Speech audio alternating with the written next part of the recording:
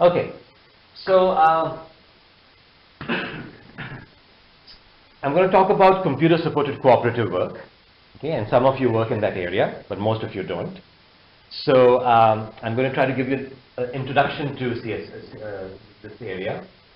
And if you know something about this area, you see that computer science is only one of the many disciplines that contribute. Okay, we are talking of human-computer interaction, so people in psychology and sociology are involved. We're talking of multiple people working with each other, so people in sociology are involved. It has applications in many areas, business. Okay, actually, since it has applications in business, there's a good chance that it will be actually adopted by companies because business makes decisions. The MBAs, applications in medicine, education, engineering.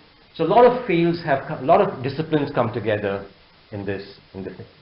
Okay, and if you go to a CSCW conference, you'll find small number of computer science papers and a lot of other kinds. Okay. Our argument is that actually even within computer science, it involves many computer science fields. Okay, so the rest of this talk, I'm going to try to make this point that I hope people in the back can see this. So if you're a CSCW researcher, I'm hoping that you will go. One of the messages of my talk is that maybe you should go and look at some of the other fields to come up with new ideas. Okay? If you're not a CSCW researcher, okay, and you're looking for fresh ideas, maybe you should look at CSCW to go and do something new. Okay, so I'm trying to target the talk at both kinds of audience levels. Okay, and of course I'm going to talk about not all of CSCW, but my research mainly because that's what I know well.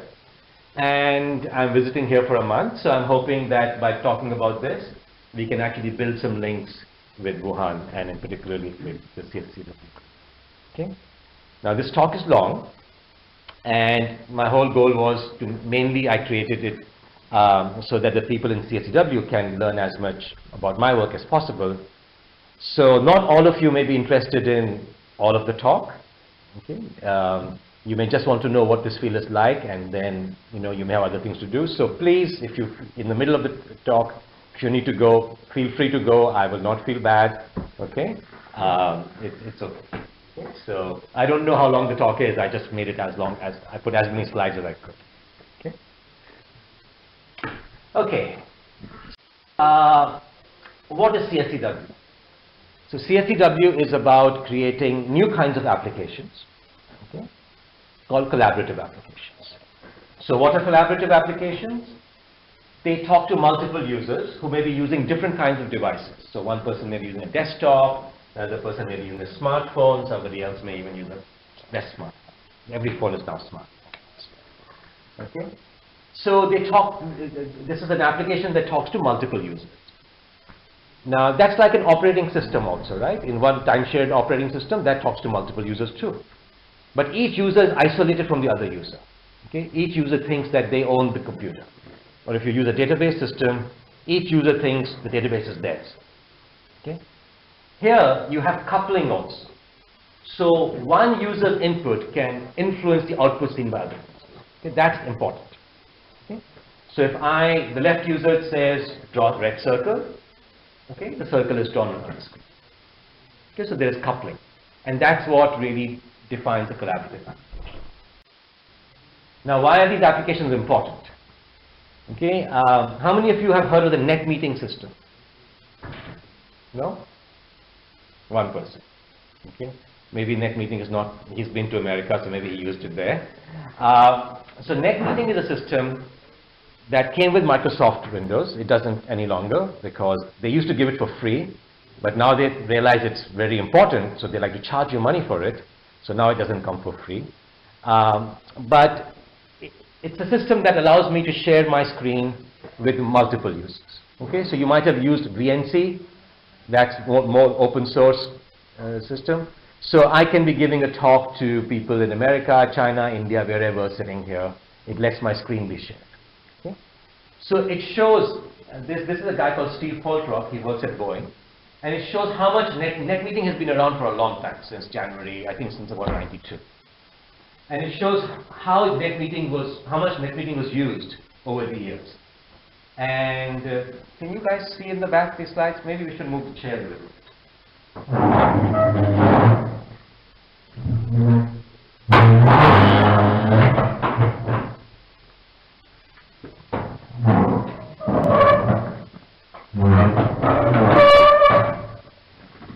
See your necks going up. Okay, now you can make this.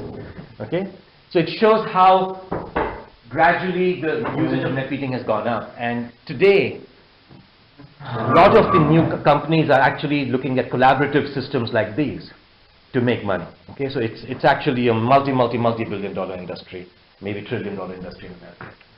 Okay? So, you know, why is NetMeeting catching on? You know, the main reason has been to make people feel they're in one location. Okay? To make distant people feel they're in another location. So if you think of virtual reality, it makes you feel you're in a different reality. Collaborative applications make you feel you're in a different location. Again, a different reality, but a remote reality. Okay?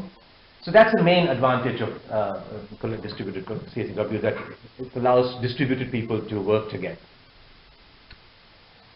And so here you are face to face, you're right next to each other. Here you are separated by a network, and you can still collaborate with each other. Now I made this line very thick, and this line is thin. Okay, thick means that, you know, it's like you and I we are sitting next to each other, we can easily talk to each other. We're far away, maybe it's not, you know, the bandwidth of communication is not so much. Okay? Now, this means that if you have a choice, you know, you will all work from one location. You won't want to work from different locations because it's easier. But if that is the case, then it's not so good for CSCW, right? It means if you had the money, you had the time, you would meet each other. CSCW tools are your second choice. It's not your first choice. Okay? Some people say you can do better than face-to-face. That even when you're face-to-face, you may decide to use collaboration technology. Okay? So for instance, you may, you know, with your smartphones be sending messages to each other, even though you're sitting next to each other, saying, oh, this talk is good, this talk is bad. Okay? And that is beyond being there. Because if you talk to each other directly, then I would hear you. So there are two benefits, being there and beyond. Okay? Beyond being there means you can do things that you can't do in face-to-face interaction. So the next question is how to provide being there and beyond being there experience. So that has to do with coupling. We have to figure out what the right coupling is to make sure that we are being there or beyond. So there is a coupling called WYSIWIS coupling. It stands for what you see is what I see. Okay, so this means that if I move the window moves on your screen, and if you scroll up, this window scrolls up on my screen. So it's as if we are sitting right next to each other. Okay, so it's WYSIWIS coupling.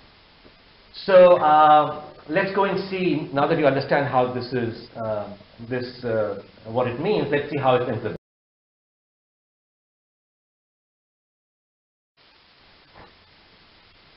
So how you implement it is by as follows. What you would like is to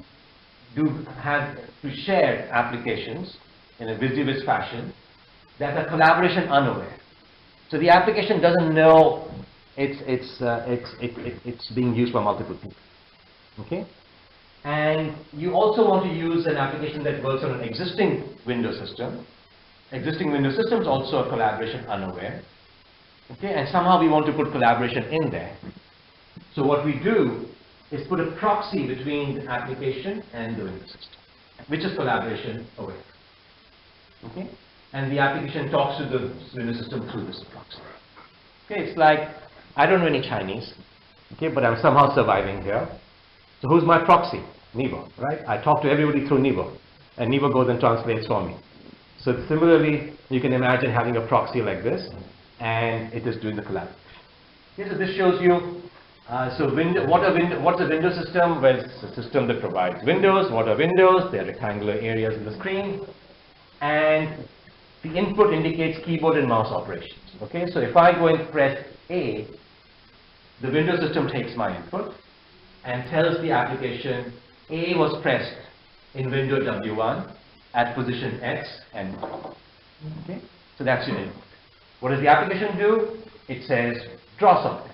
So it says draw A at position X and Y on window W. Okay? So that's your basic input output. And by application I mean a toolkit like Swing or or the Windows Forms toolkit plus the real application. So from Windows Systems point of view, the toolkit is also application code. Okay, it's a lower level. So we see an architecture here with a proxy, the Windows system, and the application. It involves only one user. Let's go and see how to make it multiple users. Okay, we can do that in two ways. We can either use client server or P2P. What is client server? In client server, we have one computer. The application runs on one computer. Okay, so if I'm doing this PowerPoint presentation, it runs on mine. Okay, it doesn't run on your computer. Okay. I have a proxy on my computer. So my computer is called the master computer, which I'm on the central guy. There's a proxy sitting on my computer, and there's a proxy sitting on your computer. And my proxy talks to all of your computers, and the other computers are called the slave computers. Okay. And so proxy Windows system runs on all computers, and each user's input is relayed to the application through the proxies, and the output of the application is sent to the proxies through the sent to the users through the proxy. You'll see that the user 2 presses A. Okay, so let's say on one of your computers you press A. The application is running on my computer. A is pressed in some window W2 on your computer at position X and Y. It goes to my computer, and the W2 is translated to W1, because in my computer there's a different window system. Okay, so there's a translation from W2 to W1, and it goes and tells the application W1 was pressed at A was pressed in W1 at X and Y. My application doesn't know whether the input came from me or you. Okay, because of these proxies. Okay. So explain proxies relate input to application through master proxy. And now the window application says draw A W1 XY. Okay. What should happen now? You want that same action to be done on all computers. So the output is broadcast to all the users through these proxies. Okay, it's a very simple idea in general. More complicated when you get to implement it. But the general idea is that you take input from everybody, collect it together, send it to the application, you take the output of the application and broadcast it to it. Okay? So it's important that you have to translate from one computer to another computer. Okay? And let's go into it means to have a replicated window system. Now every computer runs an application. So PowerPoint is running on my computer and all of your computers. Okay? Which means that when I press A goes to my application, okay, with my window coordinates, W2, and the output also goes back to me. Now you want to make sure that all the applications are kept in sync. Okay? So what happens is my A W2 XY goes to every other application also, and they go and issue the drawing request. Okay, so everybody goes and sees the same thing. Okay, so I pressed A, my computer issued A W2 XY, it went to my application, it went to all the other applications, all the applications said draw A XY as long as the application is on the same code. Okay, so all the applications are this way kept consistent. And what's important is that my system did not have to wait to give me output. Okay, as soon as I went and pressed A, I got the output back. I didn't have to go and talk to all the other computers to see whether this output is legal or not legal, you know, and we'll see that creates problems. Okay, so everybody understand? Okay. So now we can see that we have WYSIWYS coupling, okay, because everybody's being kept in sync. Okay, you scroll, I scroll, you change the Windows position, I change the Windows position. So the question then becomes, oh, we can implement WYSIWYS coupling, but is WYSIWYS coupling good? Okay, and you can see the advantages. It's easy to define and understand. I don't know, you don't have to guess what my screen shows. It shows what you see. No guessing. Okay? It's application independent. I did not say whether the application is a game program, it's a PowerPoint program, it's a CAD program, it could be any program. Any program that interacts with Windows will be shared. Okay? So that means I can actually automate it. I can create a system that automatically supports sharing, and NetMeeting that I mentioned is one of these systems. It lets you take any Microsoft application and share it. VNC is similarly like that. Live Meeting is a product from Microsoft today that you have to pay for, which allows you to go and do the same thing. Okay? So what are the cons? Well, you know, we are sharing everything. Whenever you share, you fight, right? So supposing I want the window left and you want the window right, we have window wars. Okay, it's like a tug of war. Okay, if I want to scroll down and you want to see up, we have scroll wars. Okay, now when we want to be together, that's good. But when we want to go our different paths, we are forced to be in sync. Okay? And the worst thing is that I don't want to see your scroll bar. You force me to see your scroll bar, and you also send on the network the scroll bar position. Okay, so you are filling up the network with data I don't want. Okay, so you have communication overhead when you don't. Okay, so that is why people go beyond being clear. Okay, and want to have different views. And what does that mean?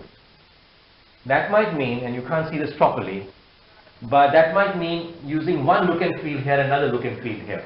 Okay, so the slider here looks different from the slider here, and the text is different also. So it might mean at that point that you use one kind of look and feel, I use another look and feel. Okay, which is a different toolkit. Or it might mean that you use one window size, I use another window size. You scroll to one place, I scroll to another place, but we see the same view. Okay, we see the data represented in the same fashion.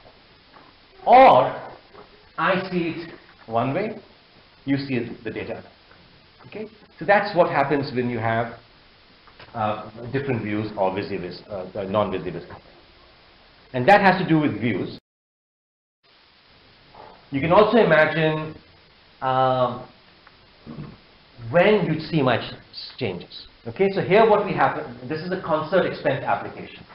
You put the ticket price, you go and say how many people will go to the concert. You're going to a piano concert, let us say the ticket price is this is the number of people, and the total price is this. Simple spreadsheet.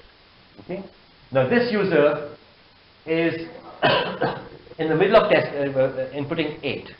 So he's put 8, he hasn't hit return. So he might change a little bit, he might think about this value. So while he's thinking about it, this user does not see. In WYSIWYS interaction, what you see is what I see all the time. It's not that there can be delay. Okay, so we have a little bit of delay that while he's entering this, the other person doesn't see it. And now when you press enter, so the left user does not see the attendant. And when he presses enter, both users see the same. Okay, so this is coupling on return, not coupling on each keystroke. Okay, and you can imagine that was real-time coupling. We can have non-real-time coupling, and this is what system we built that I've done this to. And now what we do is we say, okay, if you study databases, there are transactions. Okay, what's a transaction? You make many changes together before you share with somebody else. Okay? So here, the user goes and changes, does 8, hits return, sees what the price is, says, oh, maybe it's too much, let me try another concert, reduces the ticket price and tries something, and then he says synchronize, which means commit. Let other people see. Okay? And at that point, the data are sent across. Here's another situation.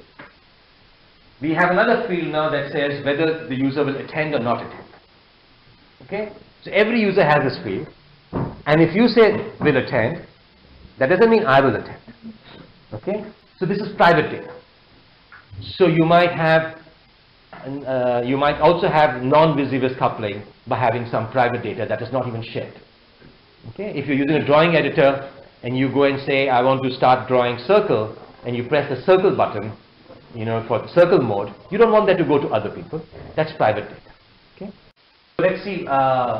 Actually, the slides got mixed together a little bit. Let me just go forward. So non-WYSIWYS, you can have private data. Okay. You can have shared data that can have different views, and you can have, when you have shared data, you can have asynchrony, and it may be small asynchrony or large asynchrony. Okay, depending on how much delay there is. So the next question is how to create non-WYSIWYS interaction, how to create non-WYSIWYS applications. We saw how to create WYSIWYS applications. We take a Windows system, we send all the events immediately, no buffering, and it's done. And here we want to do non-WYSIWYS. Okay, and then the question becomes, if you're doing non-WYSIWYS, can you still create collaboration unaware code? Or do you have to make the code collaboration aware? Okay, if you make it collaboration aware, that means somebody has to code it, so that's, you know, that is work, and you can't take existing code. So we'd like to do that. And to do WYSIWYS, we talked about Windows system and mouse and keyboard input. Now we're talking of data. Okay, so somehow we have to define what data means in an application. So we need a different model of user interface. Okay, so let's see what that model might be. What is this data? So the model we'll use is something called model view controller. How many of you have heard of model view controller? Few people. Okay, in software engineering courses, you should all be studying model view controller. Okay, and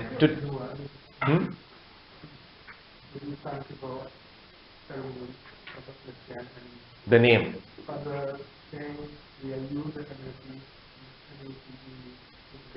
Okay. Okay. So, you know, maybe use different terms for it, but the original term was MVC.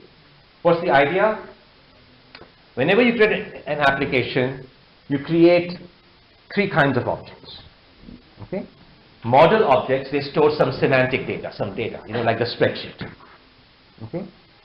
View object that takes the data and displays it on the screen, like it displays it using a bar graph or a pie chart or whatever. And the controller object performs input. It provides you buttons or menus, and you can use that to interact with the data. Okay. And whenever you go and press a button or a menu, the controller will invoke a write method in the model. Okay.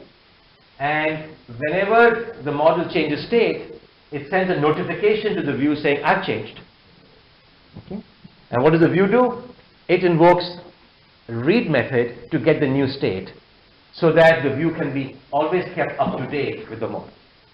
Okay, that's model view controller. It's a great programming paradigm. If you haven't seen it before, you should study it, and I believe every application should be written using it. Okay, for various reasons. It's one of the design patterns. So what does that have to do with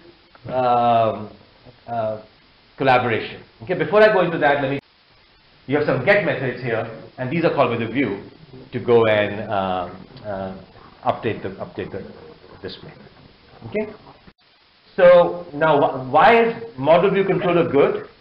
Okay, even when you don't think of multiple users, why it's good is that the same model can be displayed using multiple views, and there can be multiple controllers interacting.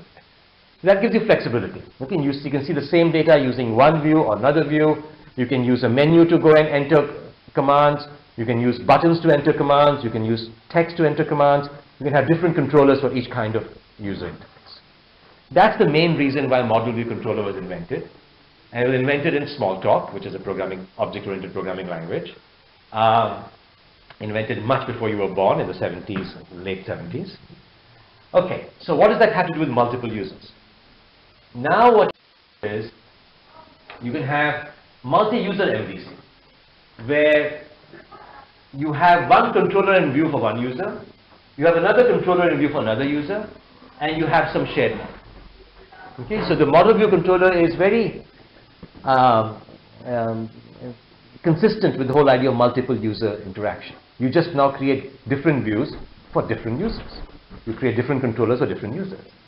And that's nice, because that seems that if we had a remote procedure call, RPC, then we could just take an existing model, as long as we have remote procedure call, and interact with the model through remote views and have a distributed model view controller system which allows multiple people to share data. Okay? So that's good, but as it turns out, we might want locking, access control, undo, transaction-based coupling. You might want many things that models don't have. Okay? So what we do is we put a model proxy. Just as we put a proxy for Windows system, we put a proxy for the model, and we also put a view controller proxy, and they implement locking, all the collaboration features. So the model, view, and controllers can be collaboration unaware. They don't have to speak the language of collaboration, and so that's the architecture used in model view controller. The proxies can support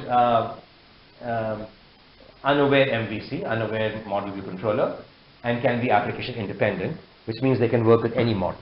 If that can be done, then we have a very nice collaboration infrastructure. Okay? You just create your model, and automatically comes a multi-view collaborative system. Okay? Here's a little problem. I might want fine-grained locking, access control, merging, undo. So what does fine-grained mean? So this is an example of fine-grained. I want this field to be not shared, and I want this field to be shared, total to be shared. Okay, if that is the case, my model proxy has to know which field you want shared, which field you don't want shared, and what is not shared, you don't send updates to it to other people. What is shared, you send updates. Okay? So this is fine-grained. It has to go and sort of be able to tell one part of the object from another part of the object. Okay? That does not seem very hard. And what you could do is, this is how you could divide an object into parts. Each object has some variables like cost, number of attendees, and so forth. Each variable is a different part. So you could break up the object into the variables and then allow the different variables to be shared differently. Okay? That's one approach. However, that's not a good approach because these variables are normally not public. If you've studied object-oriented languages, you don't want variables to be public. You want them to be private. If they are private, how does the proxy see them? Okay, so you say, oh, I'll make them public, but if you make them public, that's just bad programming. Okay, for instance, vector, which is a Java object, you don't know how to break the vector into parts because you can't, if the vector's public variables are not accessible. You only have methods to do so. Okay, so you have a physical structure or memory structure that can change, and the infrastructure should not rely on it. If you make it public, then the infrastructure relies on the physical structure, so that's not good. So we have a problem which is encapsulation. Okay, encapsulation means you keep the variables private, don't make them available to other people. Encapsulation is good, except that now it's getting in our way because we cannot break the object into smaller parts. Okay, and if you've studied databases, you know about object-oriented database systems, maybe. And in these systems also you have the same problem. How do you decompose an object into parts? And that's why those systems haven't been very popular. And what's the solution? The solution is to say that we will not go for physical structure. We will go for logical structure. Logical is abstract structure. It's not the real memory representation. It's something more abstract. Okay? And yes, an object is a black box. You cannot look inside its variables, but you can look at its methods. Okay, you can go and see the method get number of attendees, set number of attendees, and so forth. We will look at the names of these methods and the types of these methods.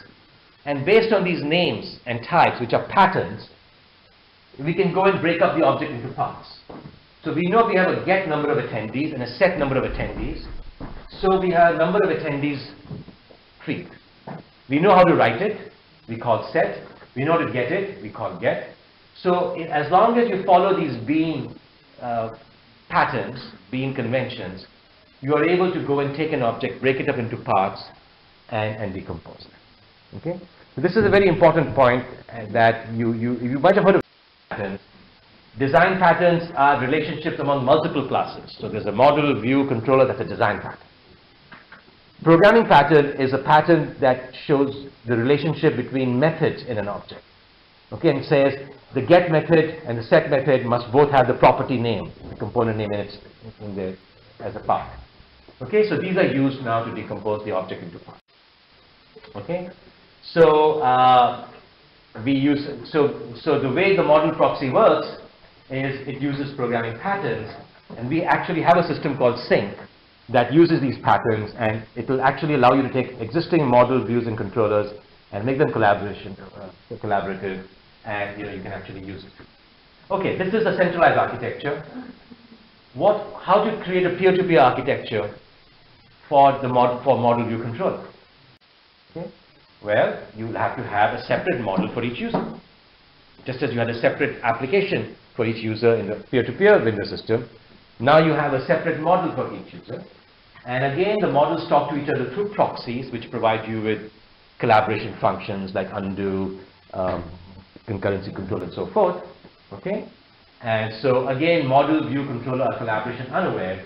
And the program that combines the model, view, and controller together, that has to know about collaboration. Okay? So the composer of model, view, controller is collaboration aware,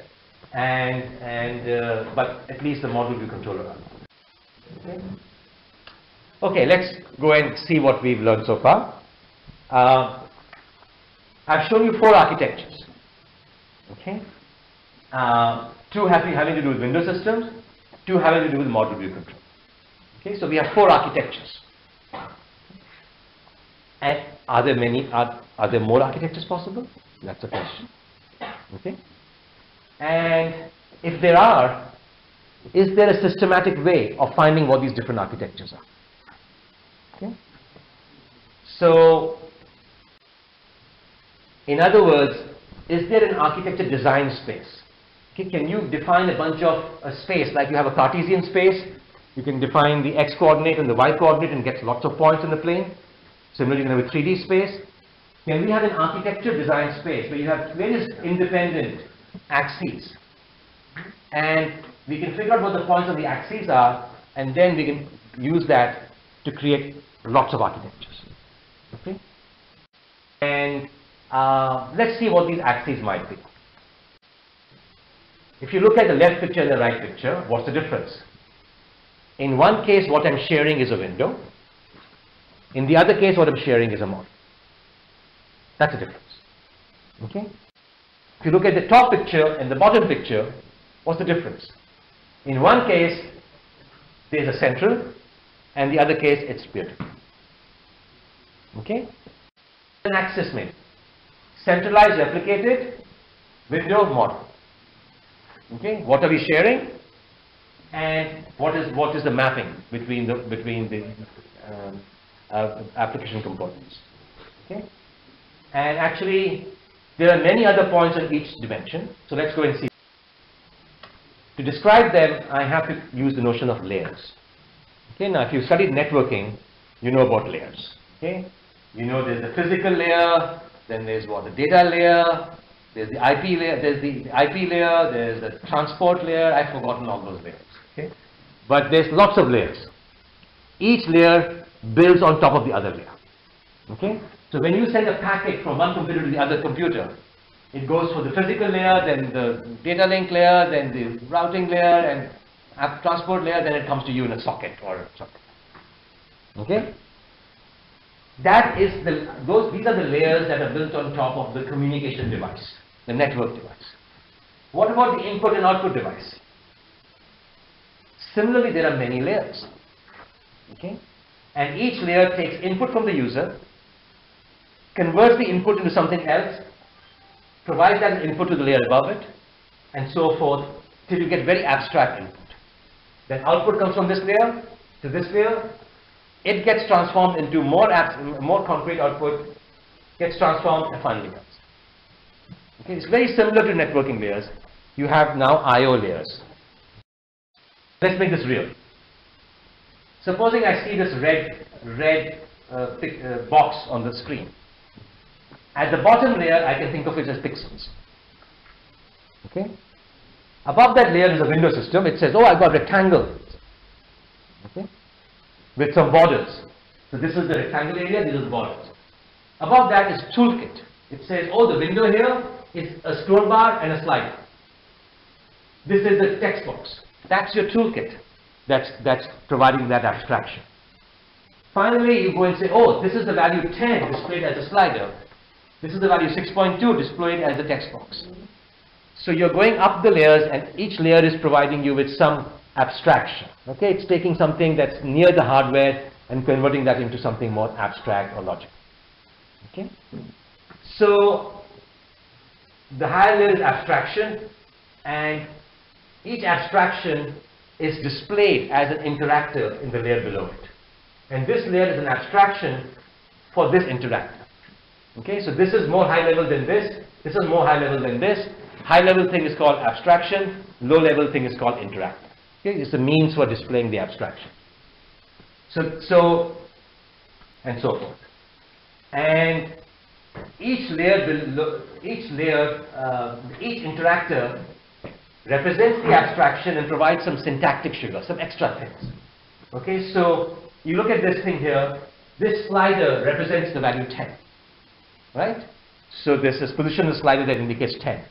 Plus, it's got the scroll bar. There are these scroll bars. They don't mean anything at the layer above. They're just a way to go through the window. So they're syntactic sugar. You don't need it. It's like in an if statement. If you go and say if, that's syntactic sugar. It doesn't matter whether it's if or whether or whatever word you use.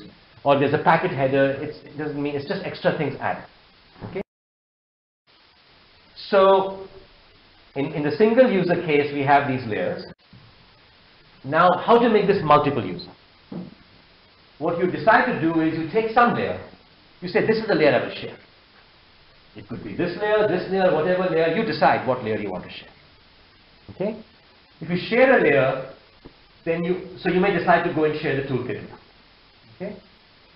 If you share the layer, you can also share all the layers above that. Okay? Because this layer is lower level, so the higher level layer is also shared. Okay? But the lower level layers may diverge. Okay, so if the representation is the same, then the value is also the same. But if the abstraction is same, the representation may be different. So this may create blue border, this may get red border. Okay, so the lower layers may diverge. We'll call the shared layers as the program component. That's the program. We'll call the other layers as user interface.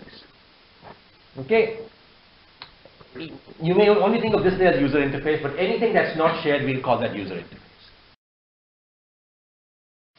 Okay, and now what happens in a collaboration architecture, the user interface layer is replicated. Everybody has their own user interface layer because it's the non-shared layer.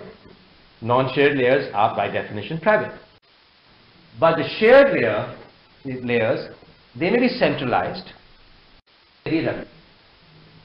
Okay, so now I've described to you the architecture. That you've got layering, you decide on what layer you want to share. All the layers above that layer may be centralized or replicated, and the layers below that, which are non-shared, are always replicated. And you can even describe a very abstract implementation of this. So you can say, okay, this is just like the window system implementation we saw before, except we're talking of abstract input and output. So the input from layer S+1 that goes to layer S is intercepted by the master input relayer and from all computers, and output from layer S to S+1 is sent to all the layers here, and this is how you display. And in the case of replicated, the input from layer S+1 to layer S is sent to everybody, and they send the input above, and the output just goes direct. Okay, so I've described to you an architecture in terms of abstract layers rather than window system, model view controller, or whatever. Okay. Okay, so I have a design space, and one thing good about a design space or a taxonomy is that I can go and tell you now how different systems work. Shared VNC, which is the system I was talking about, provides sharing at the frame buffer level, not at the window level, and it's centralized. XTV, Net Meeting, Live Meeting, product from Microsoft, WebEx, it's a company, makes lots of money.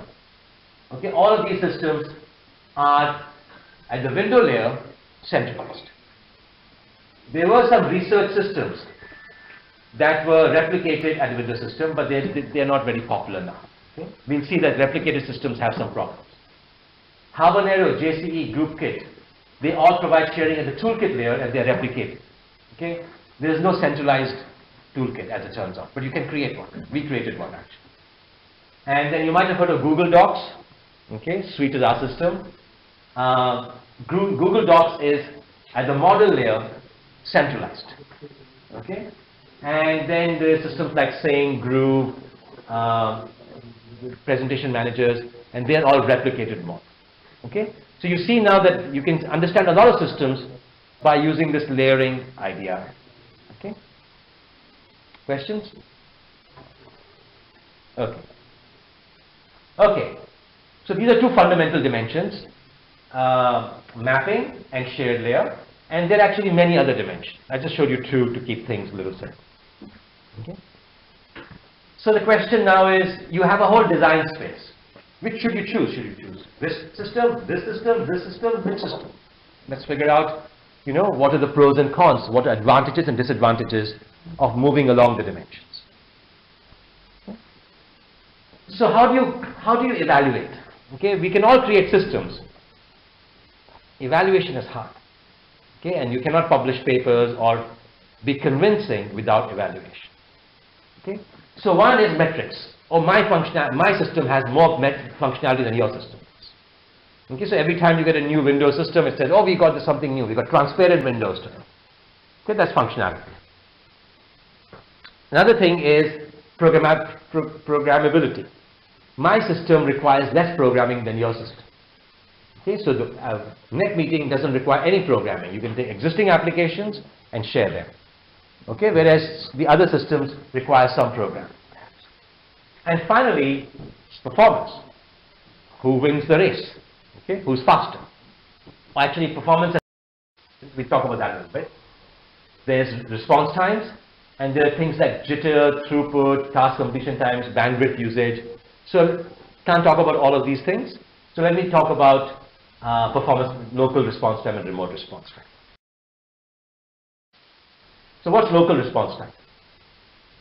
Local response time is the time it takes from the time when the user enters a command to when the user sees the output.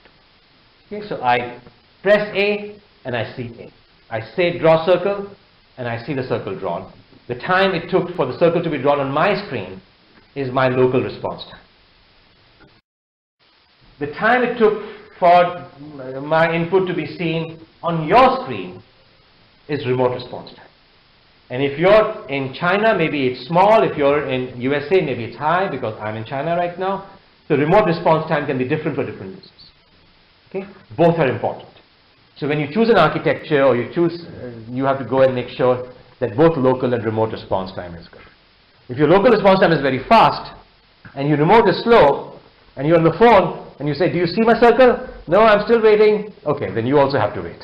Okay, so you have to be at the same time. So why is performance important? So we have this example. To understand the example, let me tell you two things about my school. So in my school, when we admit undergraduate students to graduate program, okay, we send them letters. They get letters from other places also. So then we have to go and tell them, no, we are better. So we call them all to our university and have something called the Candidates Day. Okay? And we are trying to make sure that other schools don't get them and we get them. Okay? That's one thing you have to know.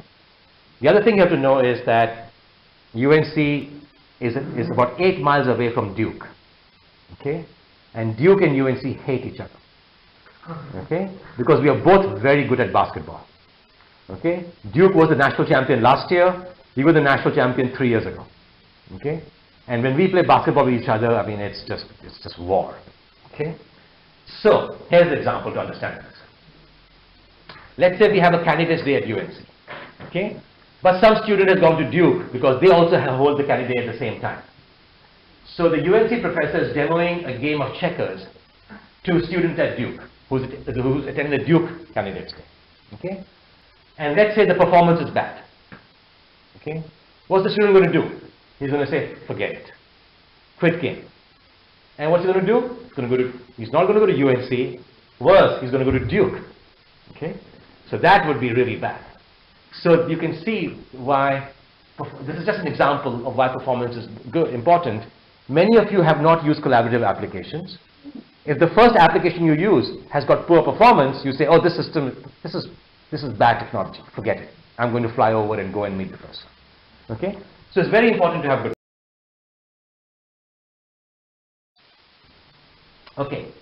Now, let's say you give me a system and I improve the system by 0.1 milliseconds, 1 millisecond, 10 milliseconds, and so forth.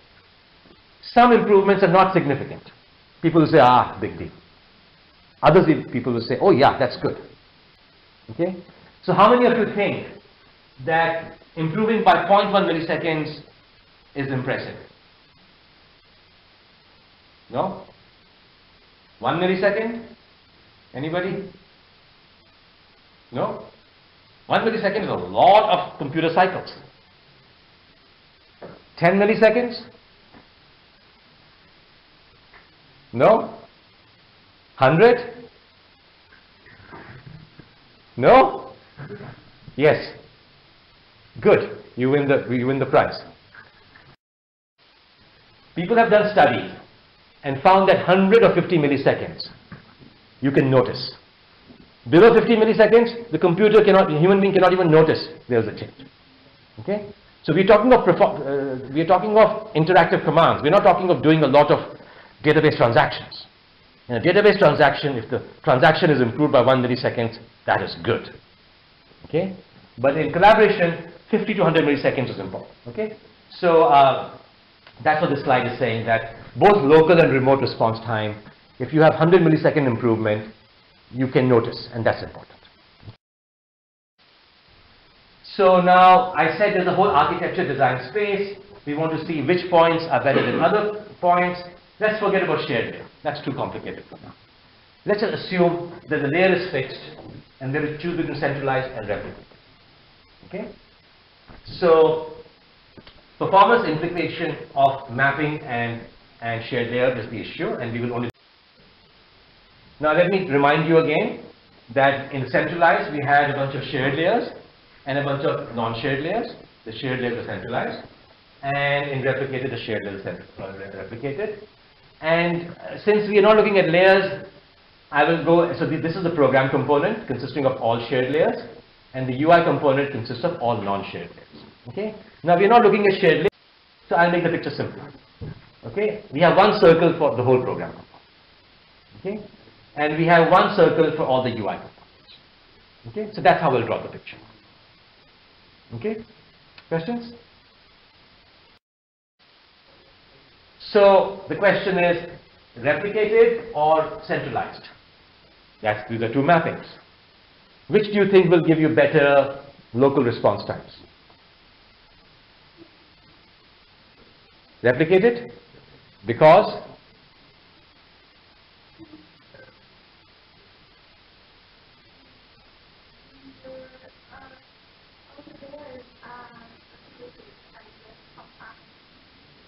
So everything is on your computer. You don't have to go to another computer to get your output. Okay? So let's try to figure this out. Okay? The answer is more complicated. Answer is sometimes replicated, sometimes centralized. Okay? And let's see why. So to do this, let's go and figure out what's happening. Let's look at the various tasks that have to happen when you collaborate. So user gives an input to program. Okay? The program has to go and send the input to other programs if it's replicated. Now, if it's only one other user, maybe that doesn't take time. But if you are trying to send the input to 1,000 people or 10,000 people, that will take a lot of CPU time. Okay, and that's not unreasonable, 10,000 people. So, you know, when, supposing you want to give a talk to the whole company. Now in Microsoft there are 60,000 employees. Okay, you want to give a talk to all 60,000 people.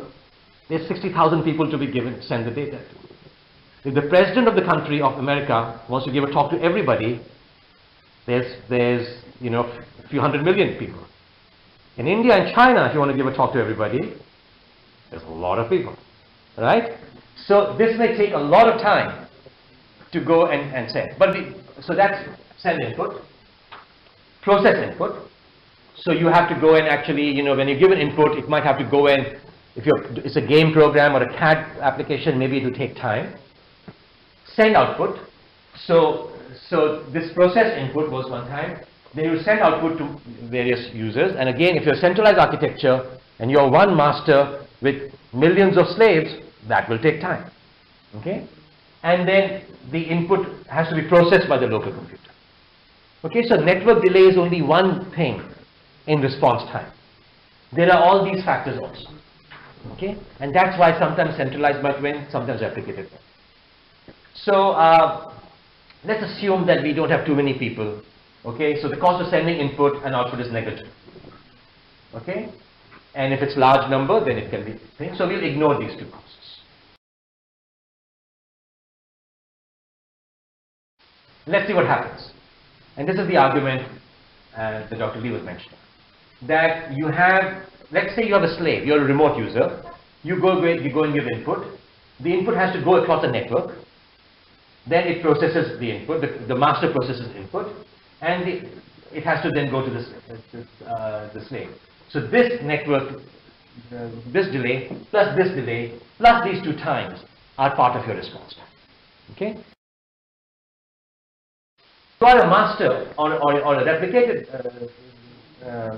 replicated computer, you just have to add these two times, no delays. Okay? So replicated wins if delays dominate. But, so if network costs are high, replicated is better.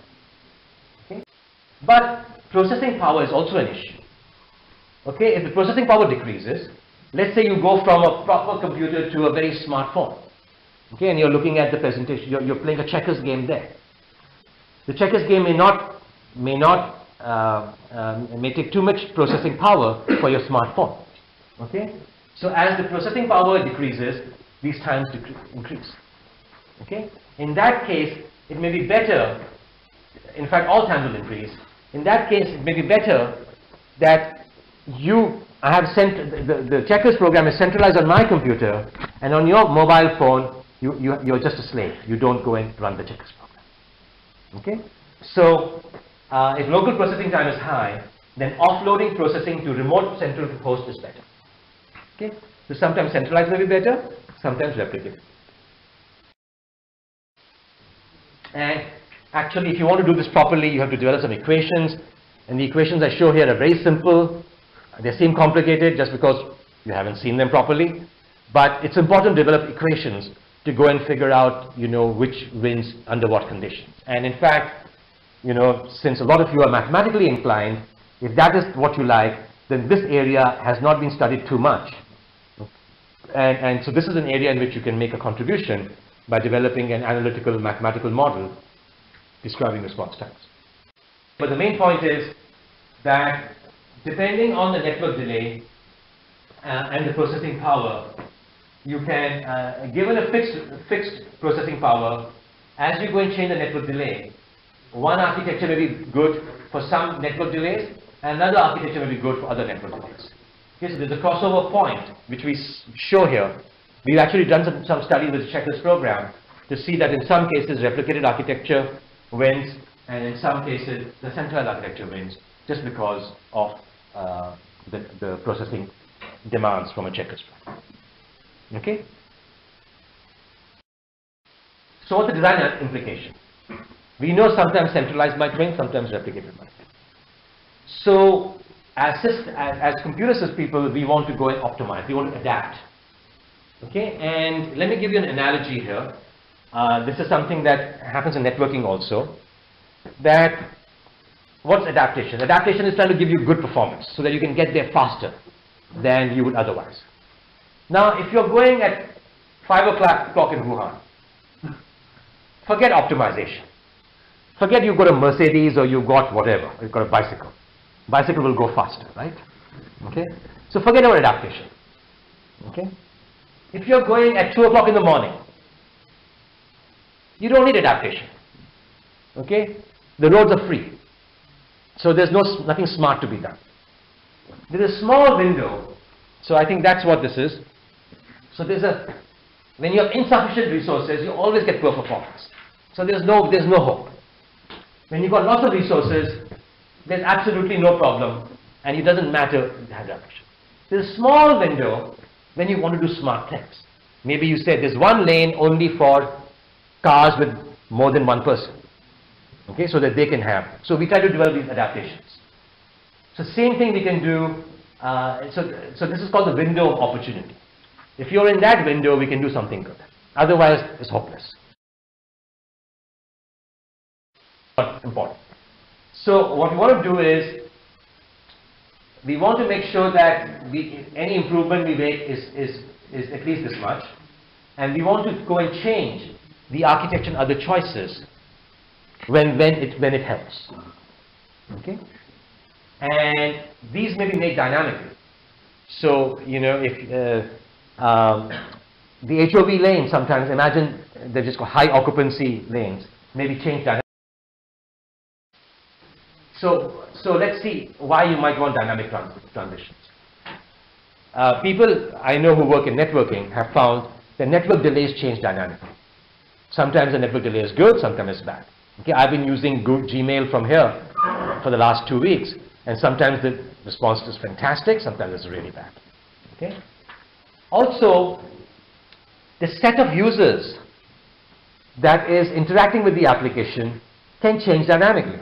It's not that all 10,000 people will start listening to the speech at the same time. Some people will start now, some will start later. Okay, we can see in this talk, some people came early, some people came late. We always come and leave dynamically. Okay, and the example I'm going to show you has to do with pervasive sharing. Okay, where you want to share the application regardless of network. Okay, you might be in a LAN, WAN, ad hoc network, we still want to share the application. Device, you might be on a smartphone or a desktop, you want to still keep sharing. And the application, it could be whiteboard chat. You want to share respective location also. So let me give you an example. So if you've gone to a conference, they typically have one room where you do the demos. Okay, we call that the internet room. That room has to be designed. You have to figure out where the desks are, where the computers will be. Somebody has to go and design that. Okay, this is like a computer-aided design problem. Okay, so let's say we are using a collaborative application. That's a drawing application to go and figure out where all the boxes are, where the printer is, where the computers are, and we have a chat application to talk to each other. Okay, and so we are laying out the internet access room, whiteboard or drawing application layout, and chat for discussion. Now, let's say Alice and Bob, they both had UNC at their offices, and they are both in charge of designing for this year's conference. Okay, they're new. This is the first time they're doing it. They're talking to Kathy at Purdue and David at Wisconsin, who are at different locations, and they were in charge for the previous year. Okay, so they're saying, okay, please, check our design is okay or not. Okay, so of course everything happens on the last minute, right? So 1 hour before they're going to the conference, Alice and Bob decide to create a conference, try to create a session, and they're working with these people. Okay, so Alice and Bob are at UNC, Kathy and Purdue are at David. There are 4 computers. Anybody want to tell me what the architecture should be here? Replicated or centralized? Replicated? Centralized. Okay, we've got both answers now. You can't both be wrong. Let's see. She wins the prize again. Okay. C. Are computers all symmetric? It's not that one computer is more powerful than another. If all computers have the same power, you never gain through centralized. It's only when there's asymmetric computers you gain. Okay?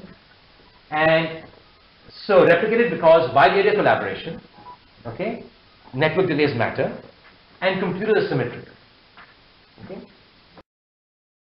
Now what happens? They don't finish the design and they both have to take a flight together. And they're both using, this is old smartphone. Okay? Centralized or replicated? They're both in the airplane, they're both using smartphones.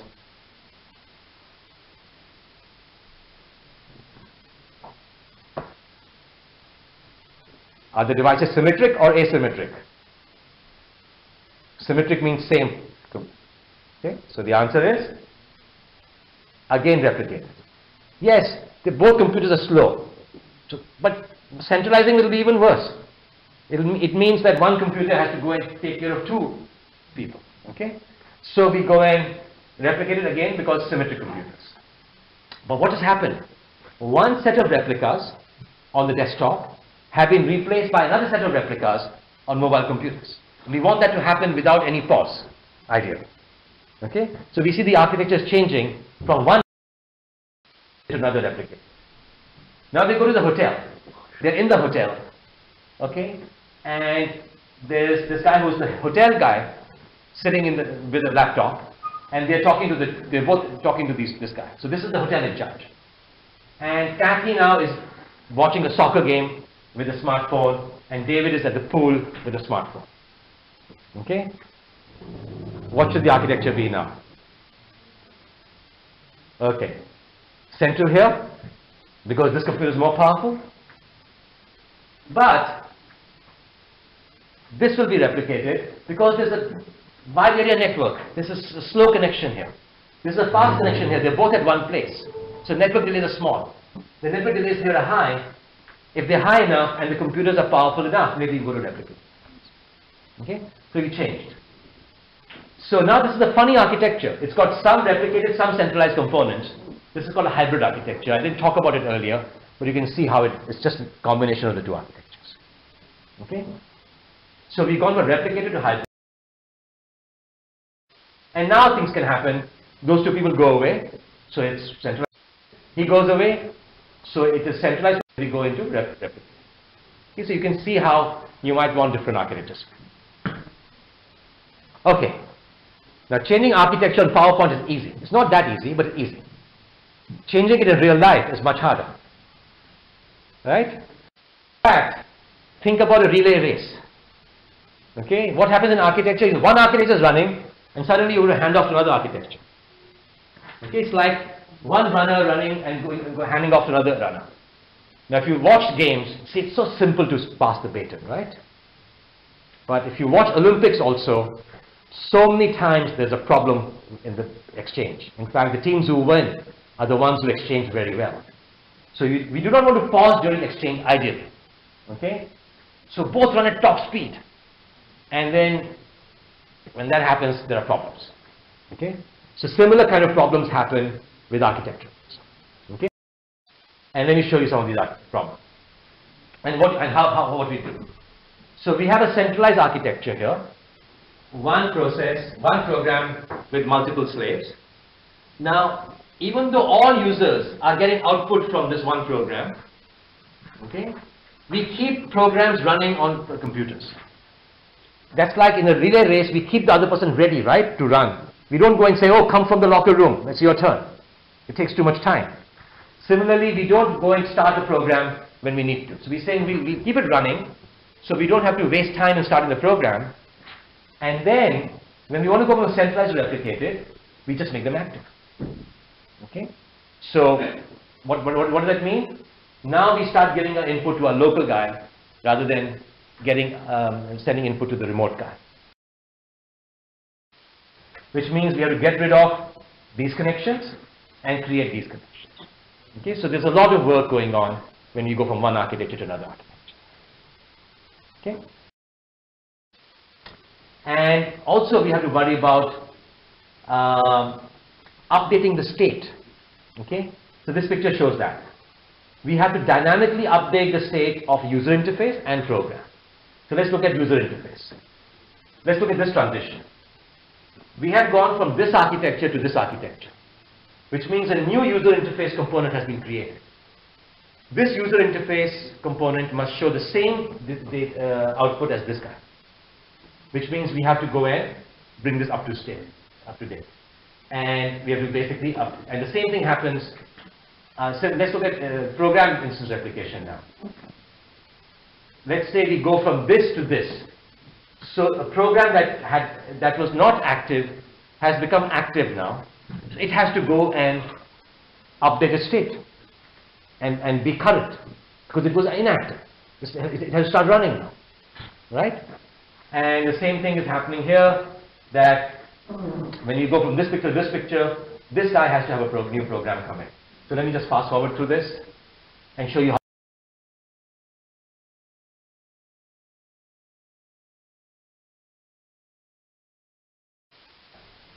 So what we do is we have to log input and output to do this dynamic state creation. Okay. So what happens? Let's say the program goes and sends a draw output request to a user interface. That is put in a log. Okay. Another action, put in the log. Now a new guy has come up. Okay, we have to go and update a state. So what do? We go and replay it. Okay. And the same thing with, so this is now up to date. Similarly with dynamic program replication, we keep an input log. So it says add a rectangle, that goes in the log. It says add a circle, that goes in the log. When you have a new program, we just go and play the log. Okay? Now, so this is called the logger, and this stuff becomes a logger. So you record messages while they are being played, and when you replay messages when new user interface state has to be created. Okay, so you understand a little better how this whole architecture works. And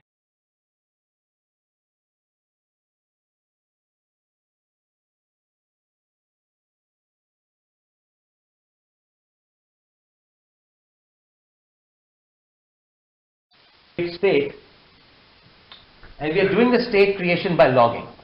Another thing is to just take the state from one guy and just copy it to the other person, to the other place.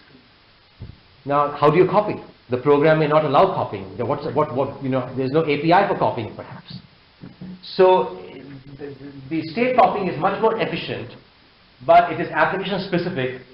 And if it is application independent, when I was a graduate student, I worked on an operating system that allowed you to take any Unix process, not Unix, but we had our own operating system, that let you take any process from one machine and migrate it to a process another machine. It's called process migration. Okay? For that, we needed some special kind of operating system. We could not take Unix because there were all kinds of problems.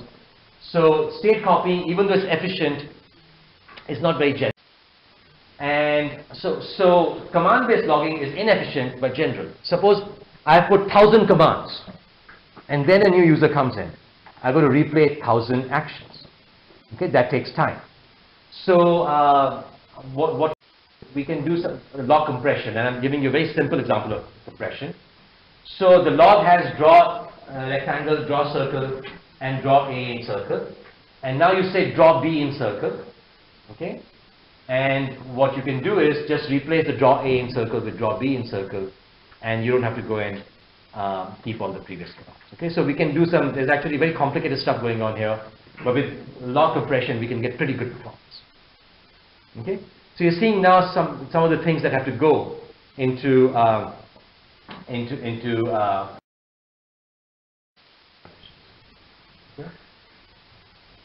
okay. Let me just fast forward through this.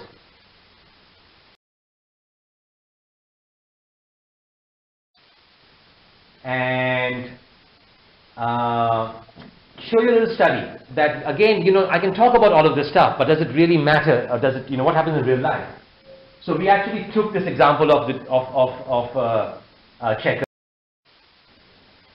And here is a picture that shows you performance without our optimization, and the red line is performance with our optimization.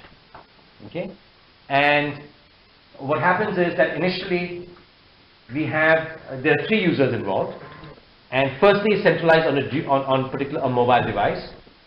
Then we go and we decide the performance is not good. So there's a professor and a student interacting.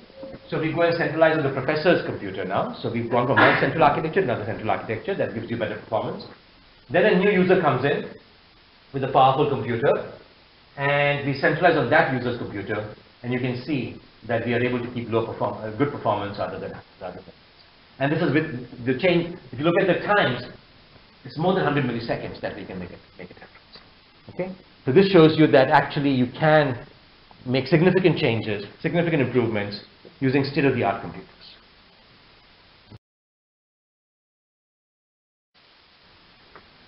Okay, so what we did earlier was we went and ignored the cost of sending input and sending output. Let's not ignore it for a minute and see what. So if the cost of sending data is high, if I have to send data to 100 million people or 10,000 people, what's a good way of doing it? Divide and conquer. Maybe I send the input to you, you send it to 10 other people, that sends it to 10 other people. Okay, so that's multicast. Okay, multicast normally is used to save on bandwidth. Here bandwidth is not an issue. We're sending press next button, there's hardly any data. But this way we can actually improve response. So this shows you the picture. In multicast, in unicast, this person goes and sends input to everyone. Sends input or output to everyone. Here, it sends it to some people, and then some of the people it sends the data to send it to other people. Okay, so you have parallel transmission. Okay, and how to introduce multicast? Let me just fast forward a little bit to show you an example. So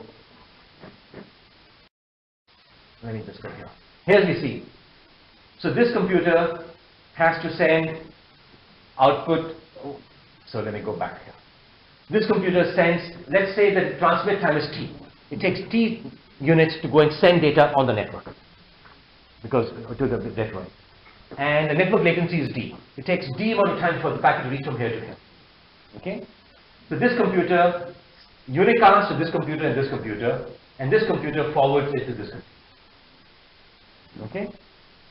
So what happens? When does this user receive the data? It takes time T to send data to this guy, time T to send data to this guy, but this time doesn't matter. So this guy sends it to this guy right here. So we have time T plus 2D. D, T, D, D. Right? Look at it with unicast. It takes time T to send data here, time T here, time T here, plus D. So, sorry, I thought I'd say, yeah. So it's 3T plus D. Okay, whereas T plus 2D. Now, depending on T and D, sometimes multicast is good, sometimes unicast is good. Okay, so multicast is not always good, because multicast means I did not send the data directly to you. I send it to you and you send it to. Okay, so there's longer path. But if I'm sending it to 10,000 people, and if you're the 1,000th person, then it will take a long time for your turn to come before I send it to you. So you need both.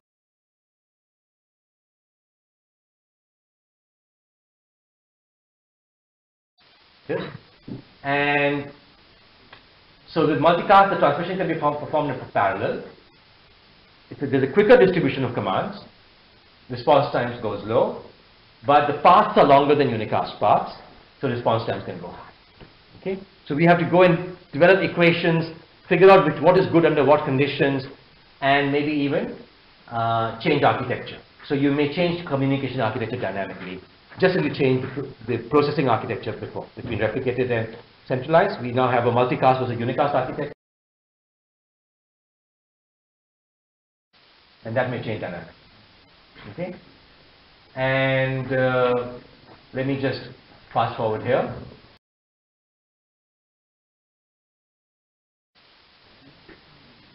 Okay, here's the other thing. So far I've assumed that your computer has only one core, one processor. Okay, actually your computer has a network card, plus it may have multiple processors. Okay, so it's assumed single processor sending data sequentially, and in fact your command is sent to the CPU, which sends it to the network card, and what happens? That's sent it to the network. So you have a CPU transmission task, then you have a network card transmission task, and this is schedulable. This follows CPU transmission, and this is parallel with CPU transmission. Okay? So you must carefully choose and change scheduling policy for single and variable core computers. Okay? Again, I won't get into details here, but this is actually, we have a paper next week that we're presenting in the CSCW conference to be held for the first time in China. So that's showing the details of this now. So I just wanted to show you that multicast is important, and scheduling and multiprocessing is also very important. Okay?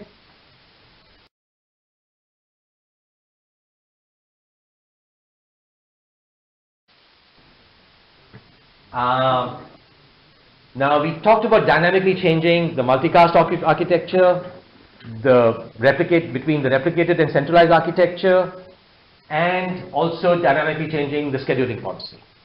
How about dynamically changing the shared layer? Sometimes you're sharing this layer, sometimes you're sharing this layer, and then you go back to sharing the other layer. Okay? How do you do that? We have the system where we have a translator and an adaptive distributor. Let's not get into that. And I'll just fast forward over the implementation.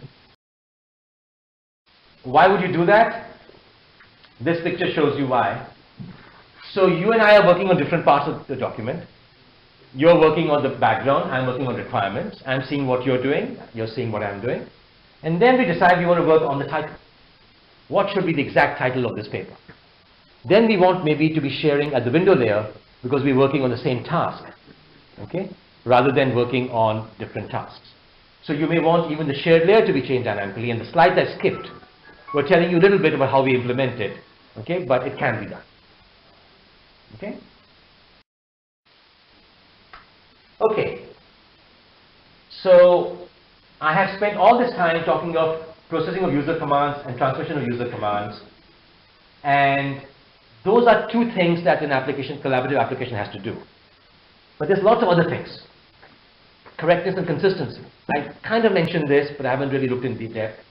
Awareness, undo, redo, access control, session management. So what I want to do next is talk about these. But I want to give, I know it's been 1 hour and 20 minutes, and you have been all sitting very patiently. So why don't I wait for maybe 2 minutes? Anybody who has to leave, you're free to leave. Don't feel obliged, and then I can continue. You got the basic idea. Anybody? Don't feel shy.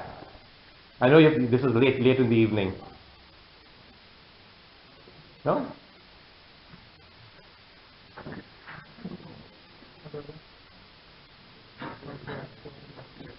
Okay. Okay, you can still leave afterwards. Don't worry. Okay. So let's talk about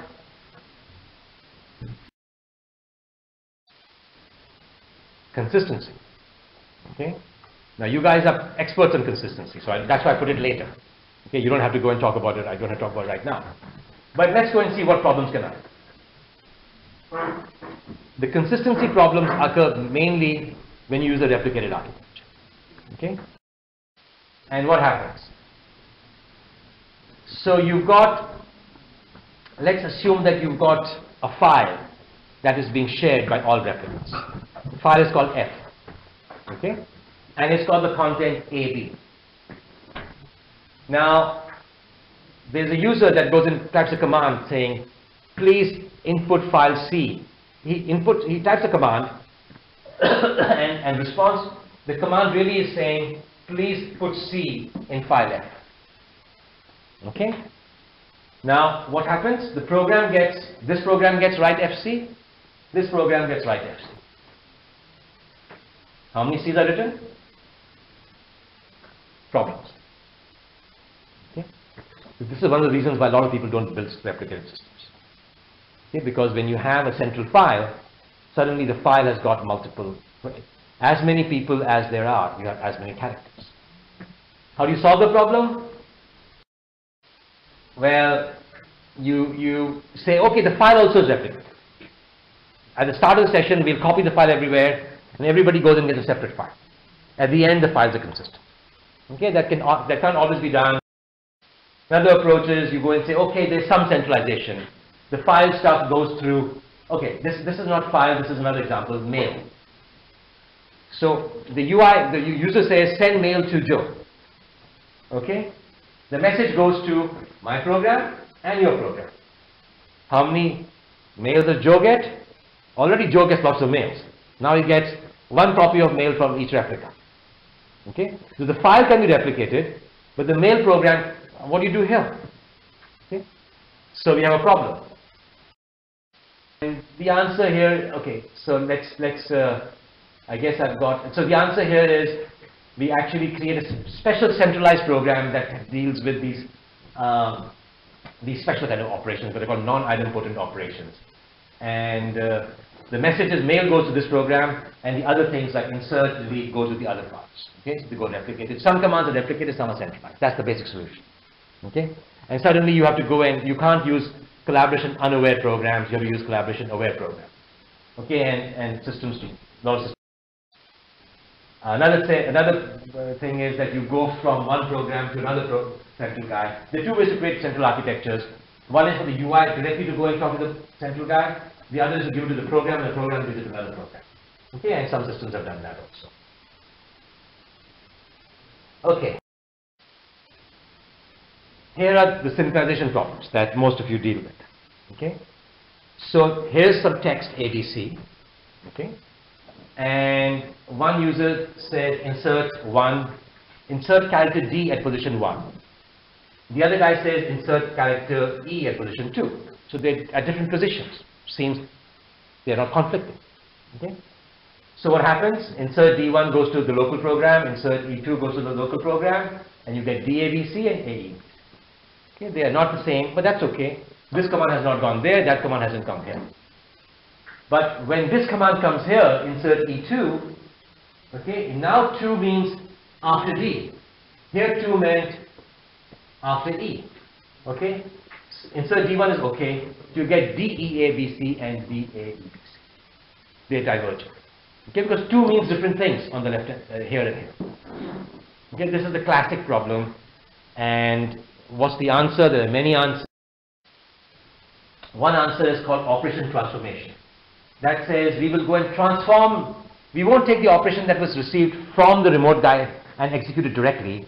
We'll transform the operation to something else that gives the right answer. Okay, we know that D has been inserted at 1. Okay, here. So when E2 comes, we know E should be at 3 rather than at 2, because something else got inserted before it. Okay, so we get the right answer. Okay, that's called operation transformation. And so what's really happening? We are not taking input and sending the input to the other person or output. We are merging the data from other person with our own data. So there's a special algorithm that's going on in our computer that merges remote input with our input. It just doesn't just replay that input, it merges. Okay? And the merge architecture itself can be replicated here. And the first paper that was on this was published actually in SIGMOD at the Database Conference in '89 on this merging process. And the paper said, you know what? Here's an algorithm. It kind of works, but there are some puzzles. It sometimes doesn't work. So, which means it has bugs. So the bugs was called puzzles. Then there was another paper that said, you know, we fixed the puzzles of the previous paper, but here are some more puzzles. And that was '89. This is 2010, and we still haven't stopped. Still we keep getting papers, and then the other papers say, oh, there are puzzles here. So even though in this example it kind of works, when you have 3 users or 4 users, till today there is no provably correct algorithm with peer-to-peer merging. Okay? It may work, but the moment somebody presents a paper, somebody else presents another paper saying there's a bug. Okay? So peer-to-peer merging really doesn't work, as far as I know. Okay? We don't know it works. Here's something that does work, which is also that you don't merge directly with everybody else. You merge through a server. Okay, so it's not as if when I give input, my computer waits. No, it doesn't wait. It goes and plays the command immediately. But when another command comes, it comes through a server to me, and we go and do a merger through that. And you might have heard of Google Wave. Okay, Google Wave actually uses this algorithm, which was invented in '95 by some people who actually went to Microsoft, and they invented live meeting, and the Google then took their algorithm and put this here. So this, with centralized, you can prove it works. Okay, but there's a little delay, that the remote response time goes to the server. The remote response time involves a server link also. Local response is the same. Okay, sometimes real-time merging is called optimistic concurrency control. Okay, now if you study database systems, there's pessimistic concurrency control and optimistic concurrency control. Both of these try to ensure what's called serializability. Okay? Actually, that's a bad name, because this interaction is not serializable. Okay? That's okay. It doesn't matter, it's not serializable. If you know what this means, this is not serializable. Okay? So the goal is to ensure that displays are consistent rather than they are serialized. Okay, now a question becomes, supposing we can get it done so that all displays are the same. There may be more than one choice for the display. Okay? So then which should we choose? And people talk about user intention. That let us go and try to do what the user intended. Okay, and we see user intention here. The character was H. I put I before that. You put 1 after that. Okay? So my intention was I before H. Your intention was 1 after H. So this seems to be preserving user intention, IH1. Okay? Maybe that word is destroyed now. What is IH1? Okay? But people say this is okay. How about this? I put I after H. You put 1 after H. I can have HI1 or H1I. Or I can have many other choices. Now there is no clear answer as to what user intention is. Okay? So there's a conflict. And how do you resolve the conflict? Well, you can say we'll insert both in some order. And they can resolve, they can fight up between themselves. Okay, no, it's 1, no, it's I. At least we got the right answer. Or you can say, so this is syntactic consistency. That we've got the same displays on both ends. Whether they're semantically correct or not, that's up to the users. They'll figure it out. Okay? Or you can say, look, there's a conflict. I mean, this is a letter going out to maybe the president. And we cannot afford to have a wrong thing there. So since both entered this value, we will accept none of them. Okay? So accept none. Or you will accept the earlier answer. Assume that we are going through the server. Okay? Like I said, without the server it doesn't work as far as I know. Okay? So we're going to server. So whichever the server received first wins. Okay? So maybe it's HI. Or we can say whichever is later. Maybe that's the latest information. Okay? So there are many answers. And how do we capture that? There's something we created called the merge matrix. Merge matrix has server actions and client actions. And it says, if the server did this action, if the client did this action, the server did this action, the answer should be this. Okay? This is something that every application developer can go and update. And this is something that has default values. And by default, we choose everything to be server because that is the earlier one. And sometimes we say something different, like in insertions, we can do both. Okay, so we keep both. Deletion, if both people deleted the same line. So let me explain what this means. It describes merge scenarios with different sequence operations at the same index. So assume there's a sequence of things like a character string. Okay, And if two operations involve different indices, we say that's not conflict. Okay, you inserted at position 1, I inserted at position 2, they don't conflict. The problem arises when they both deal with the same position. Then it says if you've inserted B at a position and I've inserted A at the same position, should we take both or what? Okay, here are the choices. If you delete it at some position and I've deleted at the same position, what happens? Okay? If we both delete at the same position, when the remote operation happens, it's a no op. Okay? We are both doing the same thing, so we don't have to execute the remote operation. If they both did insertions, we accept both. Here's the different interesting one. Most times I say server, but here we say that if the client did replace, the server did delete at the same position, we take the client. We don't take the server. Okay? And let me show you an example why that. So there's BAT. Okay, you went and deleted B. You don't like B. I changed B to C. Even though you did first and it went to the server first, we'll go and choose C because it's information preserving. Okay, deletion means you're destroying something.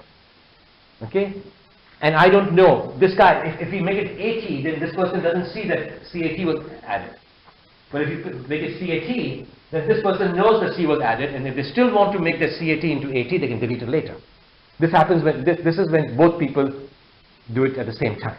Okay, so that's information preserving. And when you guys talk about your CAD models, you also use information preserving because for the same reasons.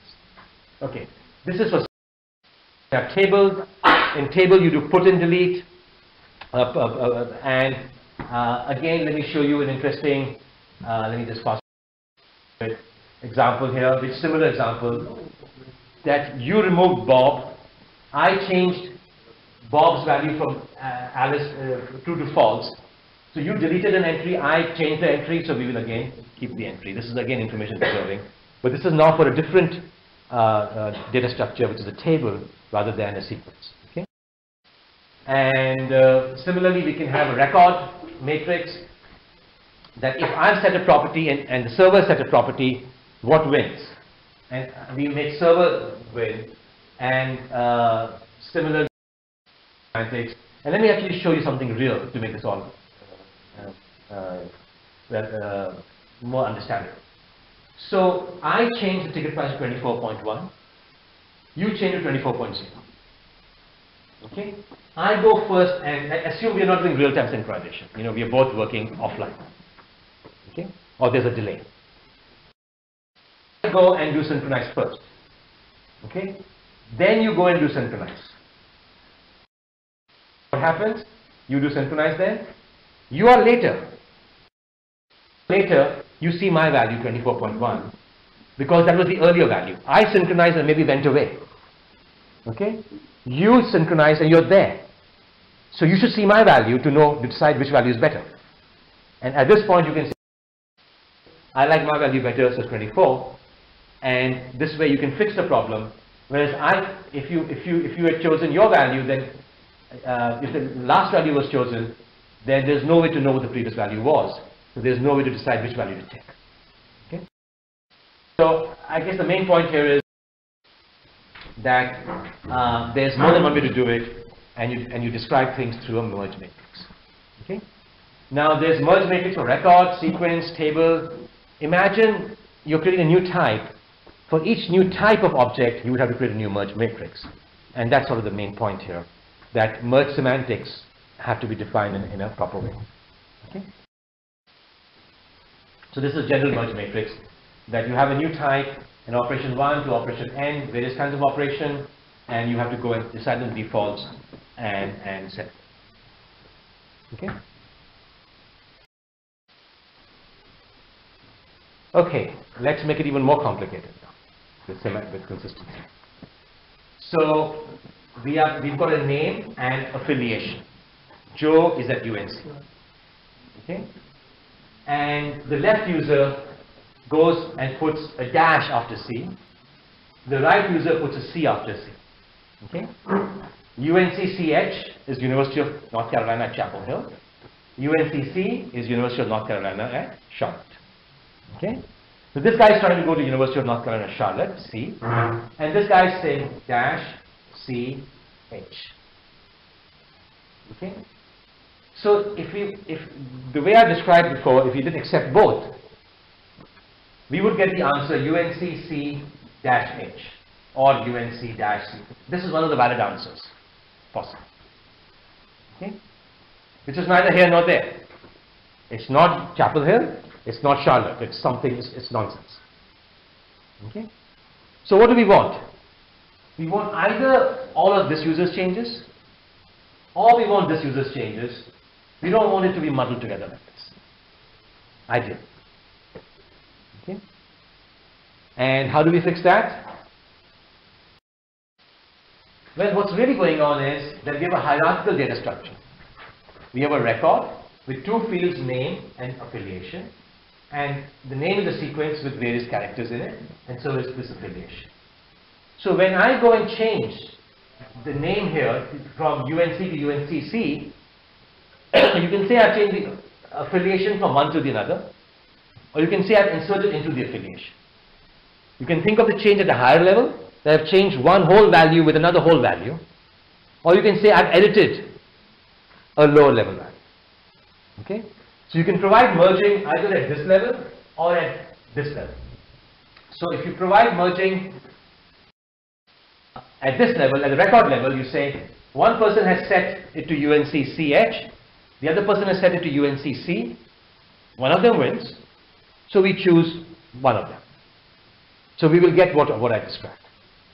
If you want to combine the characters, then what you do is you say at the top level merge. It means don't use my level, go down one more level, okay? Look at the sequence and now do both, so you get this answer. Okay? So when you have hierarchical objects, it becomes even more interesting, because then you have this composite semantics, and depending on where you decide to merge and not merge, you can get you can choose what you want. Yeah. Now how you choose is another issue, but at least there's a mechanism to get to both things. Okay. So there are many alternatives to merging also. And one of them has to do with blocking. I'll fast forward over that. Another has to do with serialization. I'll fast forward also. And I'll try to come to something else. So we are talking about curing a problem. A problem occurs, we want to fix the problem. How can we prevent the problem in the first place? Okay, it would be nice that we don't even create conflicts. If you're creating conflicts, you're creating, basically duplicate work. So can we prevent conflicts? And if we can just focus on syntactic consistency, just get the same thing. And the semantic consistency we can prevent. Okay? And how can we do that? Supposing two of us are working in parallel, if we divide the work and you say you working on the top level part, I'm working the bottom level part, then we won't have conflicts, right? But that's boring. I mean, that means it's too early. Maybe you'll finish your work first, and I'll finish my work, and so you want to help me, or maybe what you're doing influences my work. So that's not real collaboration. Real collaboration, you want dynamic change of actions. So then you use something called awareness. Okay, awareness is a much simpler concept. It's not very technical like consistency and performance, but it's much more important, I think. That. Okay, so I mentioned awareness. Let's talk about. So what happens? Why do we have conflicts? Okay, that has to do with not having awareness. So let's say we are there's two users or multiple users involved in deciding who's going to be your next faculty member. Okay, so we have interviewed the position, and we're trying to see whether we should hire the person or not. Okay, so one person says, and there's many candidates, and one person says candidate 1 was fiendly. Okay, what did he really mean? Well, this guy looks at this, right user looks at this fiendly and says, oh, this is not an English word, so he must mean fiendish. Okay, fiendish is a bad word, so it means that he's not good. Okay. And at the same time, this guy says, oh, I have a typo. I meant friendly. So he goes and puts friendly, and suddenly it's friendish. Okay? Because the users were not aware of what they were doing. Okay, this is why a conflict occurred. Again, we got some nonsense word. It's syntactically correct, but it's not semantically correct. And how can we prevent semantic conflicts is the issue. And the merge matrix is one way to do it, which is to cure the problem. Here we're preventing. Okay? So they're both very confused. You know, what happened? Now, awareness will allow you to fix this problem. Also will allow you to go in, so this is syntactically consistent, and we want to prevent semantic conflicts. Here's another problem that awareness solves. Let's say we are having a meeting and we're both looking at candidate 1 and we decide it's friendly and we've discussed with candidate a lot. And this user goes and says, this is a leader. He's deciding what we're talking about. Okay? This guy goes and says, let's go and, you know, I want to go and look at the next candidate. So he also says, I'm tired of candidate 1. Okay? So this guy is still looking at this candidate. This guy is looking at candidate 2. This guy is looking at candidate 3. Okay? The leader does not know that people have changed their focus. He thinks he should still talk about candidate 1. There's no awareness. Okay? Because then if they were all sitting together, they would be knowing that. So we would like awareness to also, you want to know when others have stopped viewing a document section. You want to know that they're no longer interested in that document section. Here's another similar problem. Left user is editing candidate 1, not friendly. Right user is editing 3. Left user goes and tells the right user, hey, look at candidate 1, look at my comment, tell me what you think about that. So he goes in, maybe on the phone he says that, maybe types that. He says, okay, I'll read that in a minute. Because he's, you know, this person is looking at something. And then the person reads candidate 1, okay, reads the new data, and thinks to herself, oh, that's interesting. But this person doesn't know that this person has looked at the item. Okay? So left user cannot tell the right user reads the changes. So then the person goes and makes a phone call. Have you read my changes? Okay? And says, yes, I just did. So there's a lot of communication, a lot of confusion because there's no awareness. Okay? So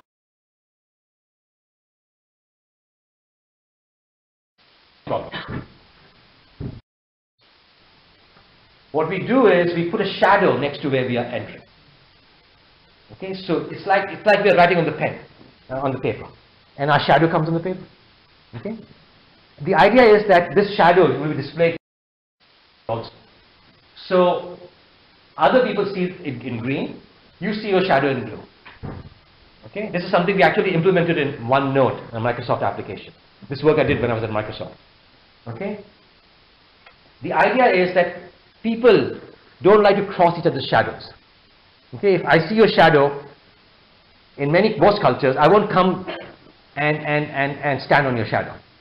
Okay, that way I'll keep apart from you. Okay, so that's how we make sure that we know what somebody's doing. And then we also have read shadows. And read shadows means it tells you who all are reading what I'm looking at. So I see here there are 2 users, each user has a certain color, and I know these users are looking at what I'm right now typing. Okay? So that will solve the problem I was talking about. Okay?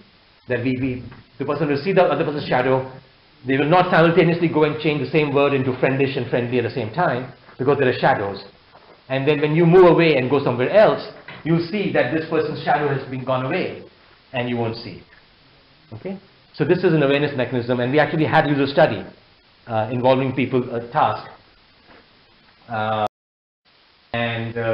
So we see right shadows working here.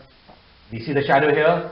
This person sees the green shadow, and this person sees that this other person is actually reading the stuff, and says, "Oh, left user editing here," and they go and stop editing. Okay, so they don't simultaneously go and edit. So we've actually prevented a conflict by having a shadow. And we actually had a result, and we asked people questions, and they said that, you know, I try to keep my right shadow away from a co-worker's right shadow. A lot of people said yes. You know, I felt uncomfortable when my right shadow crossed a co-worker's right shadow. A lot of people said yes.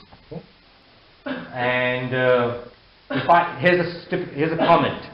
If I saw someone was typing in the same area, I would go a little bit or down a little bit. So people try to keep away from each other when they saw shadows. So you're seeing here that this is not a very high-tech solution. It's not a very, deep computer science solution in terms of mathematics, but it's a very important concept from the point of usability. And actually, it took a lot of design work to do this. If there was a hand that was near my hand typing something, then I knew to press enter and do my own entity, and it would not interfere. Because you see now how these shadows are working. Now, one of the reasons I'm mentioning these studies is because one of my recommendations is that the group here and everybody should also be doing some studies with real users and getting an idea of what works, what doesn't work, and that is when it becomes much more convincing. And with right shadows, I saw that he was looking at what was typing, so I didn't need to tell him. Okay, so there was no need to send a message. People liked the fact that there was a read shadow. I liked knowing where people were right viewing things, and the read shadow was nice. Okay, so now I've been talking of awareness, and the awareness I showed you made sense for a text editor. Actually, it also made sense for graphics, but I showed you the text editing application. And you have some awareness mechanisms for text editing, some for graphics, some for both. And here's an example of something that we didn't invent. It was invented at Calgary, called radar views. What you see is a miniature of the whole document. And in that miniature, you see which user is looking at what part. So we see here one rectangle here, which shows you that one user is looking at this part. We have maybe another rectangle here. I can't see from this close what the other rectangle is. But another person looking at this part. So we get to see where everybody is. And this doesn't make sense for text, because if you take the text and miniaturize it, it all looks like text. You can't tell one part from another. Whereas here you can tell different parts. Okay.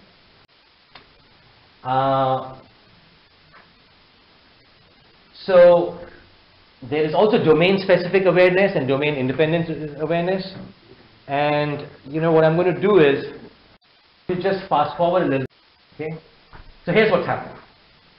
I don't see shadows. I don't see all kinds of other detail. I see a little buddy list, and I either see you're making progress or you're having difficulty. If you're having difficulty, I might go and do something about it. Okay. Now let me ask you guys a question. You're all tired, but let's see how awake you are. How could a system automatically determine if somebody is having difficulty programming? Not in CAD design, but just programming.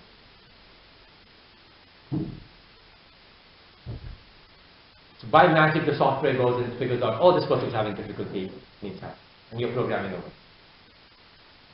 Anybody want to try?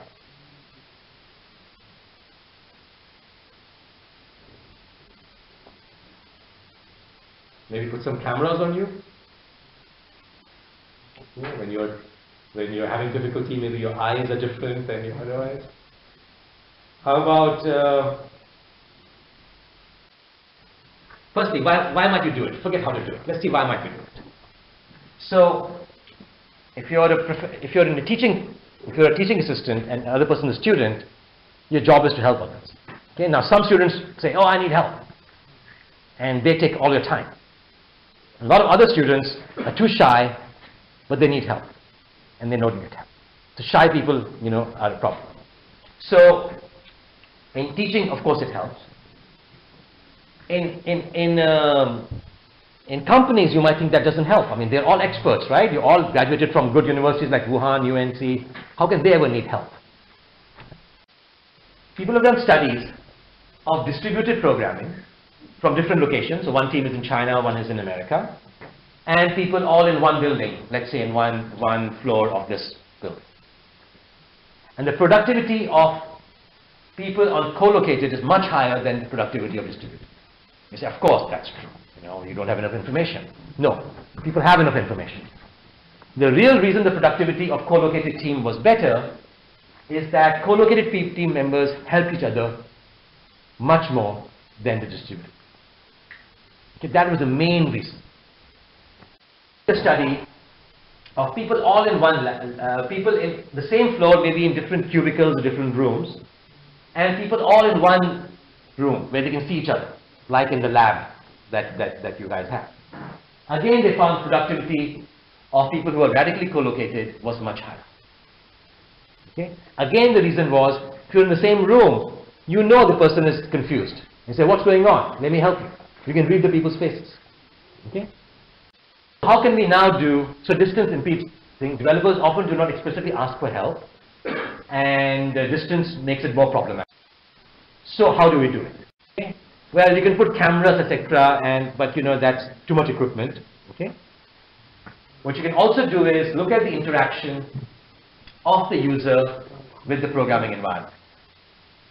Okay, when you are working away smoothly, you're inputting different commands than when you are really stuck. There will be a lot of debugging when you're stuck, or there will be a lot of cutting and deleting. Put something, you delete it, you add something else, you delete it. Okay, you can go and monitor that stuff. Okay, so here's the basic approach. We first guess some features. You know, we're using a machine learning algorithm. We're going to guess some features that predict difficulty. We'll implement a simple algorithm. Then we'll go and implement the algorithm. We'll allow people to correct the algorithm. Okay? Based on that, we can go and refine our features and refine our algorithm till we get the right algorithm. Okay? And here's what happens. We've done multiple iterations. So we look at the previous algorithm, says, okay, you're stuck right now. It goes and says, we think you're stuck. At this point, you can say, I agree with you or I disagree with you. If you disagree, then now you're training the algorithm. Okay? And by the training, we can try to get the right answer. And what features are important? Navigation. Are you switching between files a lot? Okay? Edit. Are you inserting a lot? Are you deleting also? Okay?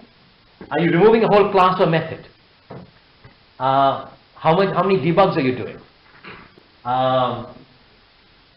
Have you left Eclipse and gone to some other, to the web maybe to look for this answer? Have you come back to the web? So these are some of the features, and from these we create something called the edit percentage, the debug percentage, the focus percentage, the navigation percentage, the remove percentage. We calculate these features, and this is how the algorithm more or less works. Okay?